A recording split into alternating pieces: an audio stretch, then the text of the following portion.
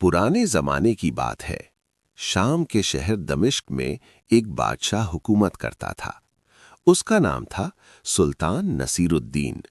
वो बहादुर था, लेकिन उसके दरबार में सच्ची बात कहने वाले लोग बहुत कम थे। ज्यादातर दरबारी उसे वही सुनाते थे जो उसे अच्छा लगता था। दमिश्क से दूर पहाड़ों के पास एक छोटा सा कस्बा था। वहां एक साधारण किसान रहता था जिसका नाम यूसुफ था। यूसुफ पढ़ा लिखा नहीं था, लेकिन उसकी सोच बहुत गहरी थी। वो हर काम अल्लाह का नाम लेकर करता और कभी नाप तौल में धोखा नहीं देता था। एक साल इलाके में बहुत ज्यादा बारिश हो गई। नदियां उफान पर आ गईं और खेत डूबने लगे।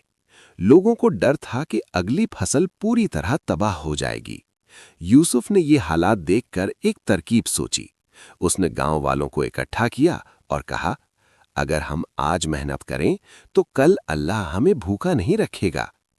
उसने सबको साथ लेकर नहरों के रास्ते बदले, मिट्टी की मजबूत मेंढ बनाई और पानी को सही दिशा में मोड़ दिया।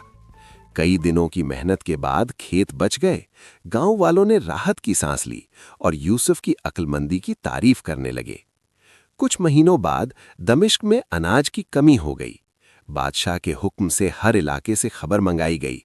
जब यूसुफ के गांव की खुशहाली की खबर दरबार पहुंची तो सुल्तान हैरान रह गया। उसने यूसुफ को दरबार में बुलवाया। यूसुफ डरता हुआ दरबार पहुंचा। उसने सोचा, मैं तो एक मामूली किसान हूं। लेकिन बादशाह ने उससे नरमी से पूछा, तुमने ऐसा क्या किया कि तुम्हारा इलाका तबाही से बच गया? यूसुफ ने सिर झुकाकर कहा, जहांपनाह, मैंने कुछ नहीं किया। मैंने सिर्फ लोगों को जोड़ा, सब्र रखा और अल्लाह पर भरोसा किया।